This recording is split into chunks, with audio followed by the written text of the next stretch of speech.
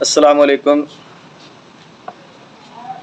پاکستان کے 76 سال گزر چکے ہیں، تو تھوڑا سا ذکر کرتے ہیں ہم اپنی پولیٹیکل ہسٹری میں کہ ہم نے کیا کھویا ہے اور کیا پایا ہے، کیا ہم نے اچیو کیا ہے۔ تو سب سے پہلے تو پاکستان کا جو بننا ہے، ایک کریشن آف پاکستان، یعنی ایک separate Muslim country as a separate Muslim state, یہی کنٹروورشل ہے۔ تو آپ کیسے ایکسپیکٹ کر سکتے ہیں کہ ایک ایسا ملک جس کی بنیاد ہی غلط ہو تو وہ کوئی اچھے گل کھلائے گا یا کوئی کامیابی کی طرف یا ترقی کی طرف جائے گا؟ تو جیسے آج کل ہمارے یہاں عید کا چاند نہیں یکدم نظر آتا، تو ایسے ہی پاکستان جو ہے نا وہ یکدم بن گیا تھا۔ یعنی پہلے جو مسلم لیگ تھی یا جو ہمارے لیڈر تھے، ان کا کوئی ارادہ نہیں تھا پاکستان بنانے کا، ان کا یہ ارادہ تھا کہ ہم انڈیا کی جو فیڈریشن ہوگی تو اسی کے اندر رہیں گے۔ ایون جو اقبال کا جو ہم بڑا خطبہ پڑھتے ہیں جی الہ آباد الہ آباد، تو اس میں بھی یہی کانسیپٹ تھا کہ جو نارتھ ویسٹرن جہاں پہ مسلمانوں کی آبادی زیادہ ہے، جو نارتھ ویسٹرن انڈیا کے جو ایریاز ہیں یا پروونسز ہیں، تو وہ ایک علیحدہ تھوڑا سا ہوں گے with in the federation of India. لیکن وہ جیسے میں نے کہا کہ یکدم جو ہے 40s کے بعد 36 اور 37 کی جو وزارتیں تھیں، ان کے بعد اچانک سے یعنی جو ہے وہ لاہور ریزولوشن ہوئی، اور اس کے بعد اچانک سے دوسرے فیکٹرز انٹرنیشنل اس میں بھی پہلو بھی تھے کہ ورلڈ وار 2 کے بعد جو ہے وہ برطانیہ جو ہے بڑا کمزور ہو چکا تھا، تو امریکن اور سوویت یونین کی جو کولڈ وار ہے وہ بھی تھی۔ تو اس چکر نے بھی تھوڑی سی ہمیں جو ہے وہ ایک علیحدہ اسٹیٹ بننے میں ہماری ذرا جو ہے نا مدد کی۔ تو اس میں کیسے ہوا کہ ایک بفر زون بنانے کا ارادہ تھا ان کا، ایک کہ سوویت یونین جو ہے وہ تاکہ انڈیا کی طرف جو ہے آگے جو ہے انویڈ نہ کر سکے، تو اس لیے بیچ میں ایک ایسی اسٹیٹ بنانی تھی تو جو یو ایس کے ساتھ الائنڈ ہو، یو ایس کے ساتھ کولیشن ہو جس کا۔ چونکہ کانگریس کے جو زیادہ تر لیڈرز تھے وہ سوشلسٹ تھے، نہرو جو ہے خود جو ہے وہ سوشلزم کی طرف انکلائن تھا، اسی طرح ایک اور لیڈر جو بعد میں علیحدہ ہو کے ایون جو جاپنیز کے ساتھ جو ہے وہ اور بھی کرتا رہا تھا۔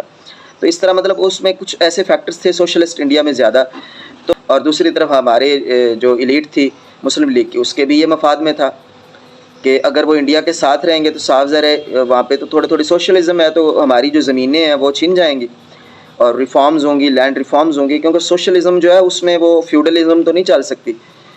تو مسلم لیگ میں آپ کو پتہ ہے سارے وڈیرے تھے، نواب زادے تھے، صاحب زادے تھے، زمیندار تھے، جگیردار تھے، اور جناح صاحب جو ہے وہ ان کے اسپوکس پرسن تھے، ٹھیک ہے۔ اور جناح صاحب خود بھی کوئی صاف ظاہر ہے ان کی شخصیت میں کرزمہ تو تھا، لیکن وہ کوئی ویژنری جیسے ورلڈ کلاس یا کوئی بڑے لیڈر نہیں تھے کہ ان کا اسٹیٹ کرافٹ کے حوالے سے، اسٹیٹ افیئرس کے حوالے سے ایک بڑا جو ہے ویژن ہو، جیسے نہرو کا یا دوسرے لیڈرز کانگریسی لیڈرز کا تھا، ایسا جناح صاحب کا نہیں تھا۔ جناح صاحب تو بس ایک ہیرو ٹائپ کریکٹر تھے جو لنڈن میں اس لیے گئے تھے کہ وہاں پہ بزنس کریں گے، اور وہاں پہ ان کو ایک یہ بھی شوق تھا کہ وہ ہیرو بننا چاہتے تھے، وہ ایکٹر بننا چاہتے تھے۔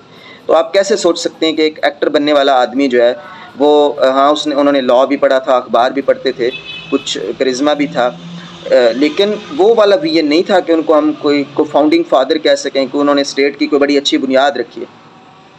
ان کا یہیں سے ان کے ویژن کا اندازہ آپ یہیں سے لگا لیں کہ جب پاکستان بننے کے بعد وہ ڈھاکہ پہلا وزٹ تھا ان کا، وہاں پہ خطاب تھا، تو وہاں پہ بنگالی زبان جو ایک بڑی زبان ہے، ایک بڑی جو ہے رچ زبان ہے، جس میں ٹیگور جیسے لوگ ہوئے ہیں جو نوبل laureate تھے، تو وہاں پہ انہوں نے یہ کہہ دیا کہ جناب اردو جو ہے وہ ہماری نیشنل لینگویج ہوگی، ٹھیک ہے۔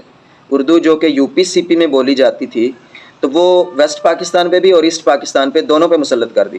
حالانکہ ویسٹ پاکستان میں اب بھی اردو جو ہے وہ 7 سے 8% لوگ بولتے ہیں، تو ہمارے یہاں یعنی اردو بھی مسلط ہوئی ہے اور انگریزی تو پہلے ہی مسلط تھی۔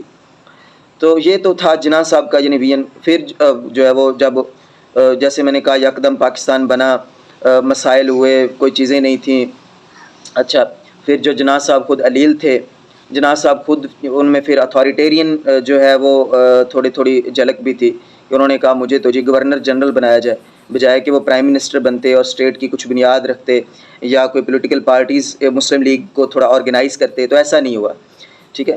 تو خیر ان کا ڈیمائز ہو گیا، فوت ہو گئے۔ اس کے بعد لیاقت علی خان تھے۔ اچھا بڑی مزے کی بات کہ جب قائد اعظم فوت ہوئے، ان کا ڈیمائز ہوا، یعنی وہ راستے میں ان کی ایمبولینس جب خراب ہوئی، تو ان کی وفات کے بعد محترمہ فاطمہ جناب نے جب ریڈیو پاکستان پہ تقریر کی تو ان کی تقریر کو اس وقت بند کر دیا گیا جب وہ لیاقت علی خان پہ جو ہے وہ تنقید انہوں نے شروع کی، تو اس وقت ان کی تقریر کو بند کر دیا گیا۔ یہ ریڈیو والوں کو انسٹرکشنز تھیں کہ جب وہ تنقید کرنے لگے تو اس کو بند کر دیا جائے۔ پھر مزید 2 سال ان کو تقریر نہیں کرنے دی گئی، کوئی میٹنگ میں نہیں جانے دیا گیا محترمہ فاطمہ جناح کو، ٹھیک ہے۔ پھر تیسرے سال جب انہوں نے تقریر کی تو جب انہوں نے ایمبولینس والا واقعہ چھیڑا تو پھر ان کی تقریر جو ہے اس کو بند کر دیا گیا۔ تو یہ تو ہماری یعنی جو پاکستان کی بنیاد ہے وہی بڑی کنٹروورشل ہے اور بڑی ایک نا گورکھ دھندا سا نظر آتا ہے، ٹھیک ہے۔ تو پھر 51 میں جو ہے ہم شروع سے ہی چونکہ یو ایس الائنڈ ہم تھے، یو ایس کے کیمپ میں تھے ہم، تو ہمارے یہاں کیپٹلزم تھی، سوشلسٹ جو ہمارے پہلو تھے ان کو ختم کر دیا گیا۔ راولپنڈی کانسپیریسی کیس میں فیض جیسے لوگوں کو، جو لیفٹ کے لوگ تھے ان کو آہستہ آہستہ بین کرنا شروع کر دیا گیا۔ یہاں پہ کمیونزم اور جتنے بھی پروگریسو جو چیزیں تھیں ان کو آہستہ آہستہ ختم کر دیا گیا۔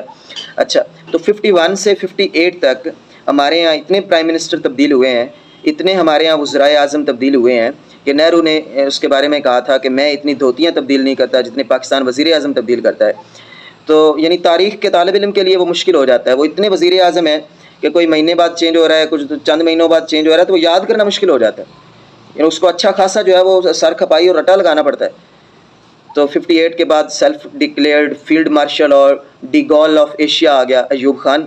اس نے کہا کہ نہیں بھی میں جو ہے وہ بڑا ہوں تو میں ملک کو ٹھیک کروں گا، مارشل لا لگا دیا، آئین کو توڑ دیا، ایک غلط بنیاد رکھ دی، ویسے تو پہلے بھی رکھی جا چکی تھی۔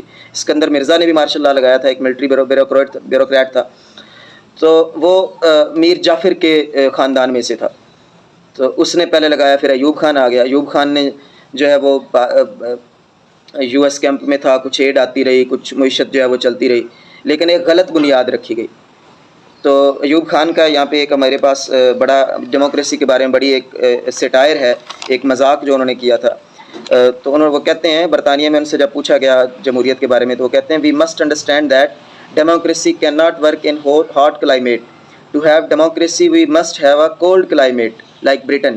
یعنی وہاں پہ ڈیموکریسی کا یہ مذاق اڑایا جا رہا تھا کہ جناب ہمیں ڈیموکریسی کے لیے جو ہے نا ٹھنڈا کلائمیٹ چاہیے، گرم کلائمیٹ میں تو جو جمہوریت ہے وہ چل نہیں سکتی، ٹھیک ہے۔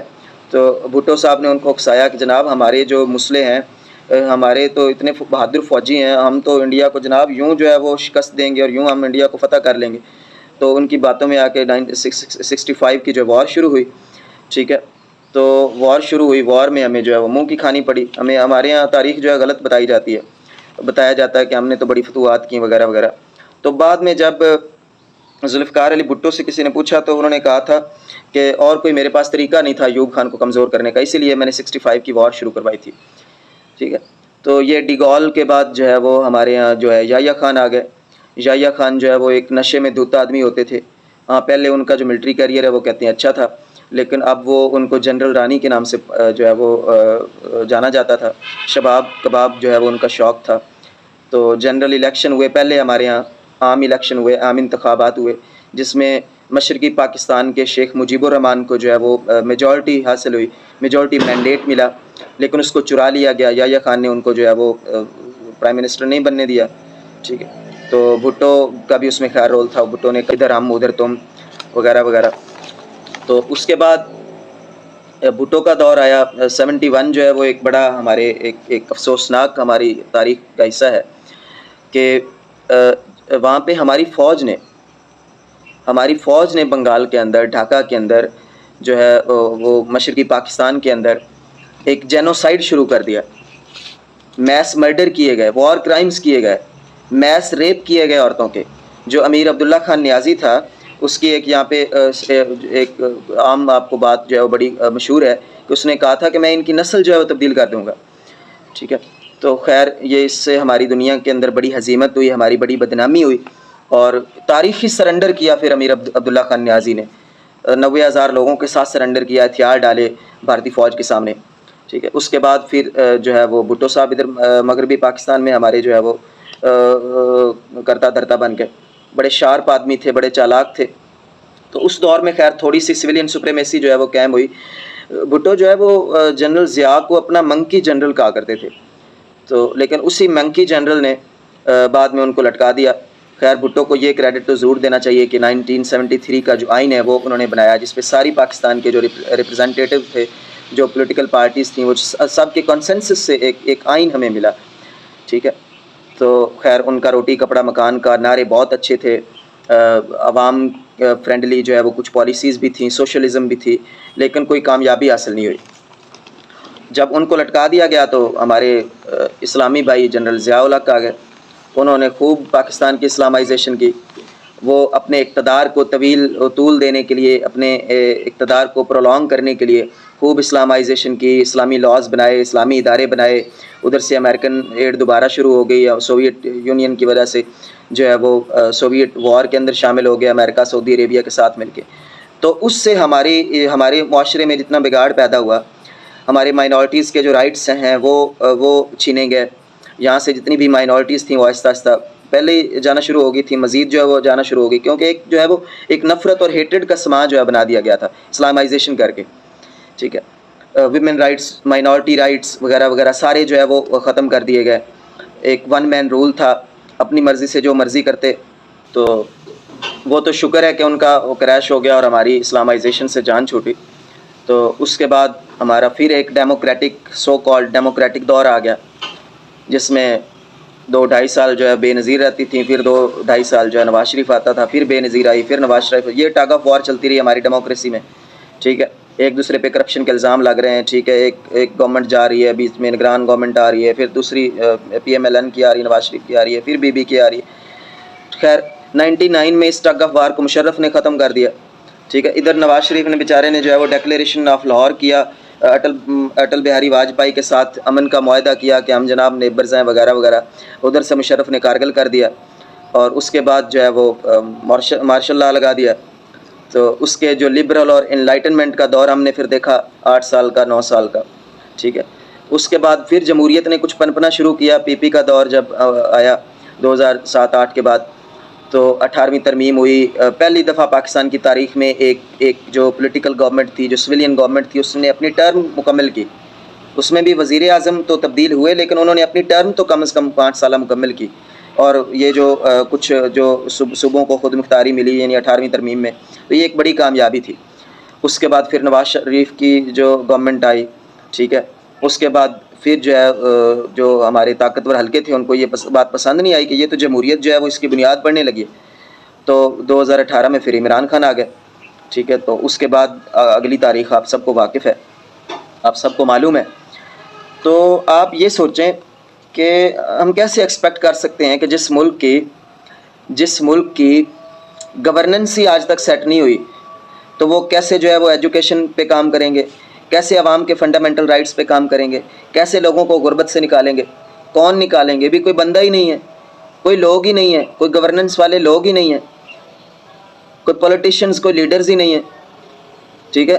تو کیسے جو ہے ایجوکیشن ٹھیک ہوگی، کیسے ہاسپٹلز جو ہے وہ اچھے ہوں گے، کیسے عوام جو ہے جو غربت سے مر رہی ہے، جو سٹنٹڈ ہماری عوام ہے اس کو اچھی روٹی ملے گی، کیسے جو ہے مائنورٹیز یہاں پہ محفوظ ہوں گی، ٹھیک ہے. کیسے جو ہے یہاں آرگن ٹریفکنگ یا ہیومن ٹریفکنگ نہیں ہوگی، ٹھیک ہے. کیسے جو ہے یہاں جینڈر گیپ جو ہے وہ ختم ہوگا یا ویمن امپاورمنٹ ہوگی، ٹھیک ہے.